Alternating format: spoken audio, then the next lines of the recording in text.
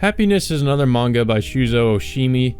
This time, it's more of a supernatural experience as opposed to Flowers of Evil, which was more of a psychological coming-of-age drama. This actually does have elements of a psychological coming-of-age drama. However, Happiness is, like I said, it's more of a horror novel, or horror themed, I should say. A lot of people in the beginning were comparing Happiness with Tokyo Ghoul because it follows, at least in the beginning, I should emphasize, a fairly similar story structure to Tokyo Ghoul, that being a young boy, this time Makoto, becomes something other than human by getting bitten or by just some kind of scientific experiment in Tokyo Ghoul's case. They end up becoming something else, and they have to adjust to that kind of lifestyle and live in this new world that they find themselves in. And it kind of goes through that character arc and that discovery of what it's like to be one of these things. That does happen in Happiness. However, it feels like it focuses much less on, in this case, the vampire culture or the vampire underworld or anything like that. We do come across other characters who are vampires, but instead this focuses much more on how it affects the people around Makoto, and basically how this kind of more negatively just affects his life and those around him, more than him like discovering all these new things, these vampires and the vampire society and how it works, etc. There are people who at least claim to be vampire hunters that show up later on in the story, such as a character named Sakurane, who ends up becoming basically the main villain of the story. It feels very strangely paced for the most part. Makoto gets bitten by a vampire named Nora. You see how this affects the people around Makoto. He befriends a girl named Gosho and this guy who at first I thought was going to be like a bully character, but he ends up actually becoming a genuine friend to Makoto, and also ends up being bitten and turning into a vampire basically against his will. It does get into a lot of interesting concepts in the beginning of the story, and it feels like things are moving very fast. We get introduced to Nora. Makoto wants to know more about Nora and where she came from. Makoto wants to help Nora, and it seemed like the story was moving in a pretty interesting direction. However, there is a point in the story where things basically take a turn for the worst. Makoto is taken in by the police or people that basically want to study him and put him in a lab, and that's when things shift to the middle portion of the story, and the main character changes from Makoto to Gosho 10 years later in a weird time skip, and that's when the story seems to significantly slow down in terms of its pace.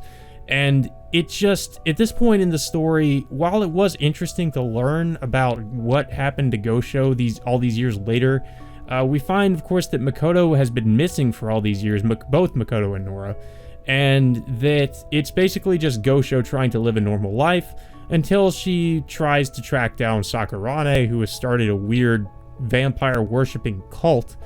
While this was an interesting idea, it's really the only idea that gets explored in this part of the story.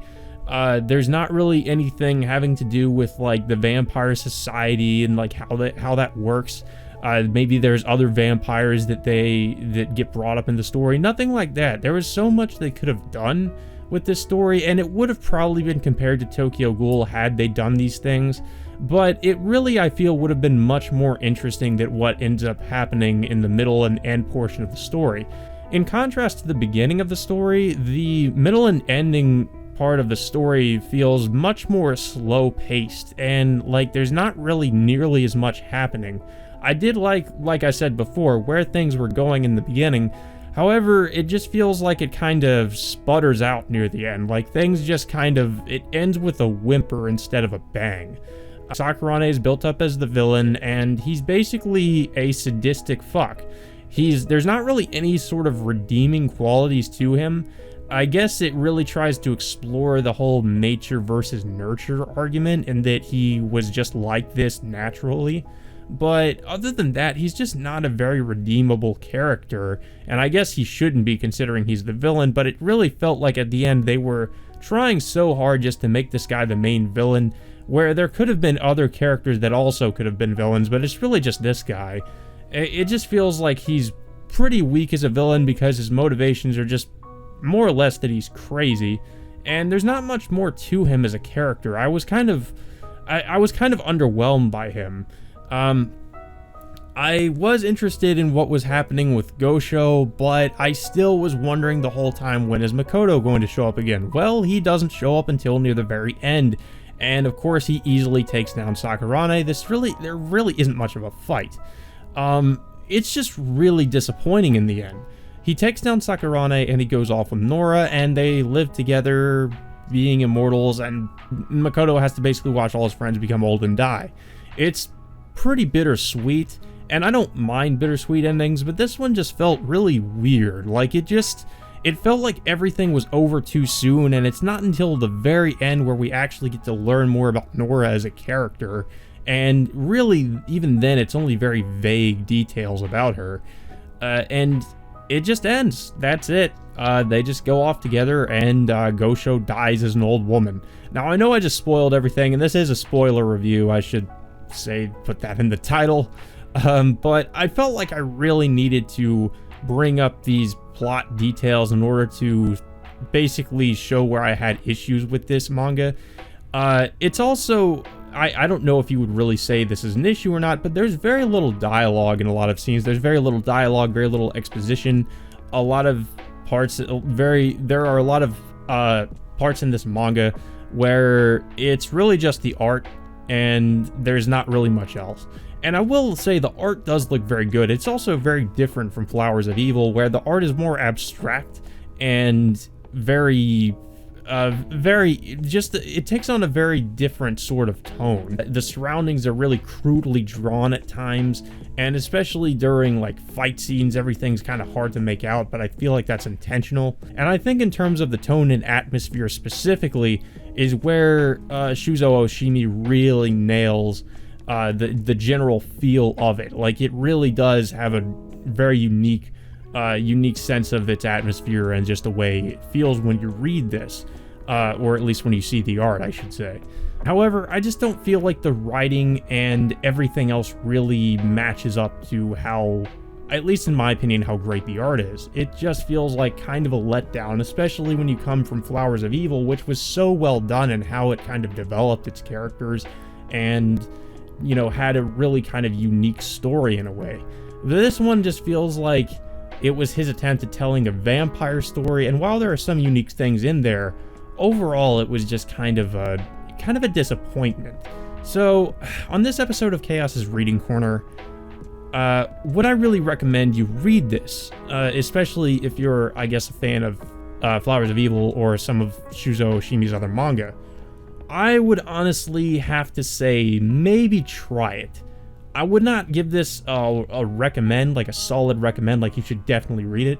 I would say like maybe read 1 or 2 volumes, see if it's for you. It is a manga that you really need to kind of read a little bit further into in order to really get a feel for where he's going with the plot, because like I said in the beginning, there were some people who kind of wrote it off when the manga chapters were first being put out as a ripoff of Tokyo Ghoul, which, while it does share similarities with Tokyo Ghoul, it is also very different at the same time.